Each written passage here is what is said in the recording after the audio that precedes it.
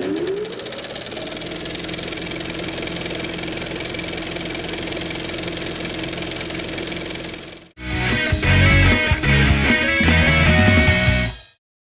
and welcome to 5 Frames. Today we're talking about the classic film noir Double Indemnity.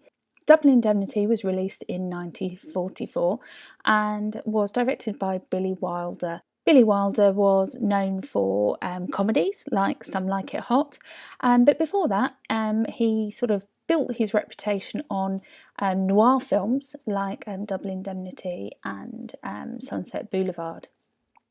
Now, there's some debate about whether film noir is a genre or a style, and it certainly has a number of conventions that we might talk about. So, for example, the low-key lighting and the sort of pools of light and dark, which are sometimes used to show the morality of characters. We also have things like the Venetian blinds, which cast these sort of horizontal shadows. The use of fedora hats, the sort of hard-boiled detective, and of course the Femme Fatale, who we can see here in Phyllis Dietrichson on this poster. So it's important here to also mention the influence of German Expressionism. Billy Wilder was a German émigré director. He left Germany as the Nazi Party was rising to power, and so that influence of German filmmaking finds its way to America and influences film noir.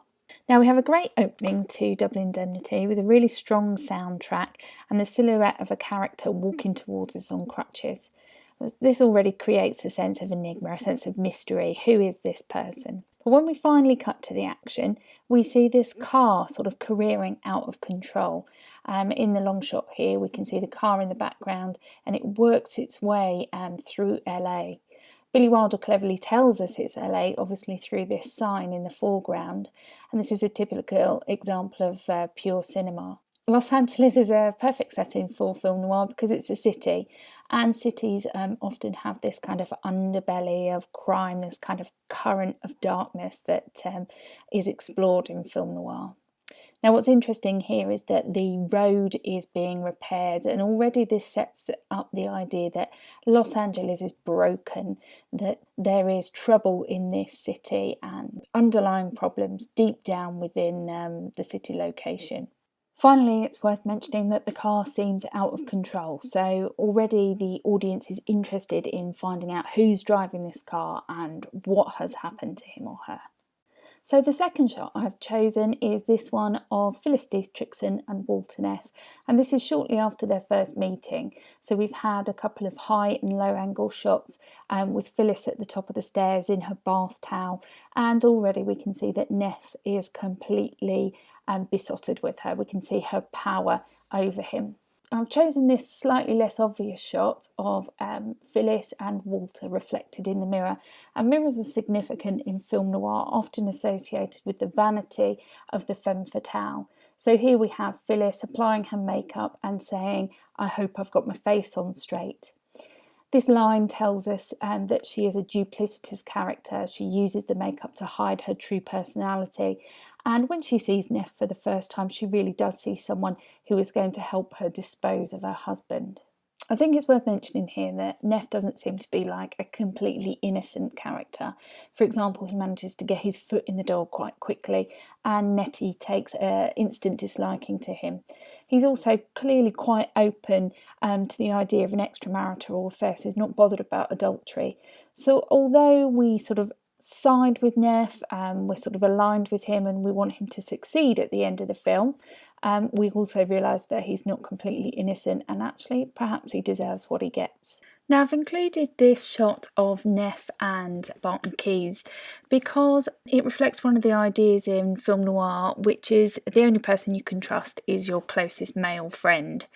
But of course Neff does end up betraying Keyes, who suspects that the accident is a murder rather than an accident, and yet cannot bring himself to think that Walter will have committed this crime. Here in this two-shot we can see their close relationship. This is where Keyes is suggesting that Neff become his sort of assistant and take a pay cut. He clearly thinks that Neff is up to the job. He wants to work with him, and yet Neff turns him down. The interesting thing about Keyes, of course, is his little man, and this is this voice inside of him that helps him to spot kind of frauds and fakes, and yet he's too close to Neff to suspect him. Finally, the point to make is that Neff starts the film confessing to Keyes. He uses his dictaphone to record what happens between him and Phyllis. And although he doesn't like the word confession, it really is a confession to a sort of father figure that Keyes actually is. There are numerous times in the film where Neff says, "I love you too," to Keyes. And there is one moment when he comes out of the office when he says, "I really did." So there is a real respect between the two of them. I've chosen this shot of Phyllis for my fourth shot, and because of the low-key lighting, it really is very shadowy, and this is because a dark deed has been done. In the back of the car here, Phyllis's husband is lying dead, murdered by Neff. She covers him over before grabbing the things that she needs and continuing with the plan. Now, the reason why I've chosen this shot is because after the murder, Neff worries that Phyllis won't be able to hold it together, that she'll be overcome with emotion. But this shot shows how really she's just not bothered by what's gone on. She's cold-hearted and able to continue. It's almost a business transaction as she kind of covers him over and off she goes. Phyllis is the archetypal femme fatale, the typical spider woman who draws Neff into this plan to murder her husband. She uses every type of manipulation that she can to get to this point. So she tells him that her husband beats her, she tells him that he doesn't love her, he ignores her, and then finally we have the suggestion of sex. Of course, the Hays Code at the time wouldn't have allowed any sexual activity to be shown on screen, so this is implied. The other thing, of course, that the Hays Code prohibited it was anyone getting away with any sort of crime. So once this body is in the back of the car, we know that both of our main characters have to be punished for their crimes. The final shot that I've chosen is this one from towards the end of the film. We can see the low-key lighting, the classic use of the Venetian blind and the way that they cast the bars across the wall. Traditionally, this sort of means the suggestion of prison, that, you know, if you walk into a room with these bars, you are literally walking into trouble, walking into danger. But in this shot, this two-shot, we can see that Phyllis has been shot and she's about to be kind of laid on the sofa, left for dead by Neff. It shows how their relationship has deteriorated, and at this point Neff sees the murder of Phyllis as the only way out. Now, I've chosen it particularly because Phyllis doesn't get a chance to give us her side of the story. She is just pure evil through and through, according to what we see.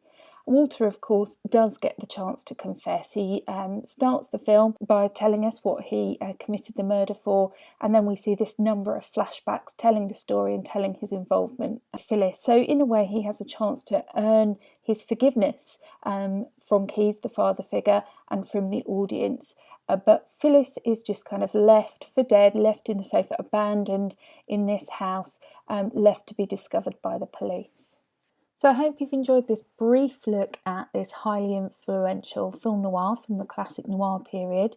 As always, there's much more to say about this film, and if you've got any suggestions, please leave them below. Thanks for listening. Bye.